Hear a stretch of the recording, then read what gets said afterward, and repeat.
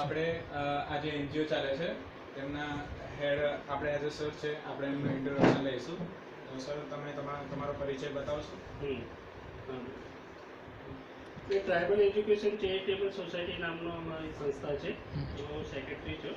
મારું નામ લક્ષ્મણ એચ ગોરાના છે. અમે સ્કિલ ડેવલપમેન્ટમાં અમારું 2006થી સ્કિલ ડેવલપમેન્ટમાં કામ કરીએ છીએ. અમે સ્કિલ ડેવલપમેન્ટના અલગ અલગ પ્રોજેક્ટ ગવર્મેન્ટના ચલાવીએ છીએ. જેમાં પ્રધાનમંત્રી કૌશલ્ય વિકાસ યોજના છે, ગુજરાત અર્બન લાઇવલીહુડ મિશન છે, ડિજિટલ ઇન્ડિયાનું છે, પ્રધાનમંત્રી ડિજિટલ સાક્ષરતા મિશન છે. આ રીતે અમે છેલ્લા 4-5 વર્ષથી આ બધા ગવર્મેન્ટ પ્રોજેક્ટોમાં એક્ટિવ છે. અને અમારું એનજીઓનું મેઇન કામ જ સ્કિલ ડેવલપમેન્ટનું છે. અચ્છા, તો આપણે આ એનજીઓમાં કેટલા લોકો કામગીરી કરે છે? જોબ હા, અમારો લગભગ છે ને 7-8 જણનો સ્ટાફ છે.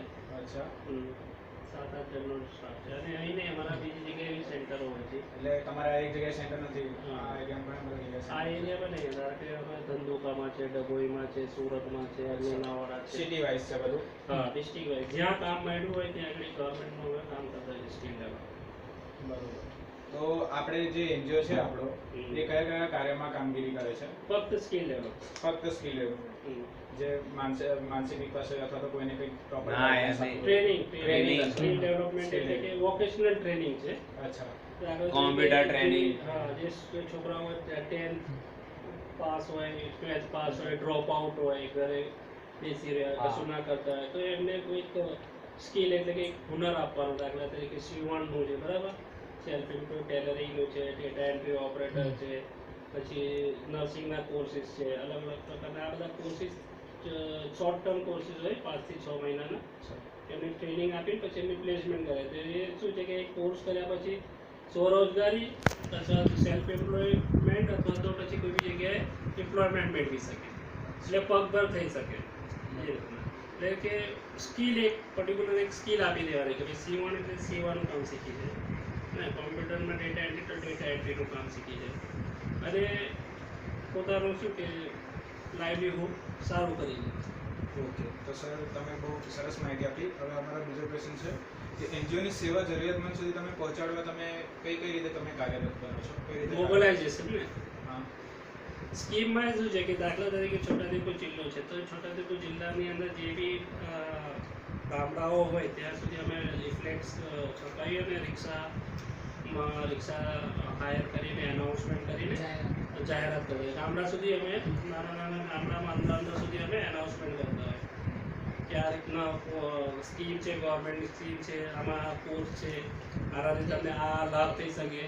એટલે જ્યારે એ લોકો અહીંયા આવે તો અહીંયા આગળ એમને વધારે કાઉન્સલિંગ કરવામાં આવે કે ભાઈ તમારે એક્ઝેક્ટલી કયો કોર્સ કરવો છે, શું બેનિફિટ છે, તમારું બેકગ્રાઉન્ડ શું છે, અને કાઉન્સલિંગ કરી પછી એમનું એનરોલમેન્ટ કરવામાં આવે અને એમને પછી ટ્રેનિંગ આપવામાં આવે.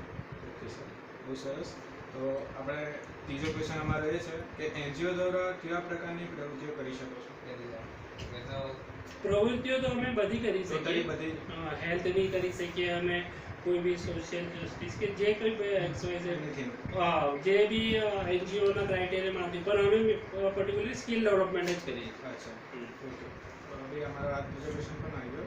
તો એનજીઓના રોજનું તમારું જે કાર્ય હોય છે, દિનચર્યા મતલબ એ તમારો શું છે તે કહીશું? ટાઈમિંગ? હા, તમારો ટાઈમિંગ. જો ટાઈમ તો અમારું છે ને એક ઓફિસ ટાઈમ જ હોય 9 થી 5નો ટાઈમ હોય, 9 થી 5 કે 5:30. અચ્છા, હવે શું છે કે જ્યારે બી અમને આ કામ મળતું હોય સ્કિલ ડેવલપમેન્ટ, તો અમારે જે છોકરાઓનું એડમિશનથી લઈને એમનું કાઉન્સલિંગથી લઈને એમની ટ્રેનિંગ અને પ્લેસમેન્ટ આખા દિવસમાં અમારું આ જ કામ હોય. અચ્છા, અચ્છા, એ સિવાય અમારું બીજું કોઈ કામ નહીં. અને ઓફિસ કામ માટે ઓફિસ સ્ટાફ રાખેલો. ઓકે. તો એ પણ અમારા બીજું ક્વેશ્ચન. અને એનજીઓ ચલાવવા તમને કોઈ સ્પોન્સર કરે છે અથવા તો તમને કોઈ એક વ્યક્તિ સહાય આપે છે એનજીઓ ચલાવવા માટે? કોઈક મતલબ સ્પોન્સર તમને કરે અથવા તો કોઈ સહાય કરે છે? અમારા એનજીઓમાં શું છે, પ્રાઇવેટ ફંડિંગ નથી.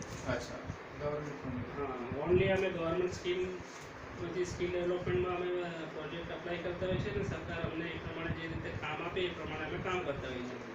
આખા વર્ષ અમારું એક જ મેન જ સ્કિલ ડેવલપમેન્ટનું જ કામ છે, અને સ્કીમો આવ્યા કરતી હોય છે. અલગ અલગ સ્કીમોમાં અમે કામ કરતા હોઈએ છીએ. એટલે એનજીઓની જે ઇન્કમ છે, બરાબર, એ જ્યારે દાખલા તરીકે સ્કીમ ના હોય તો એનજીઓ જોડે કામ ના હોય. અચ્છા, એવું.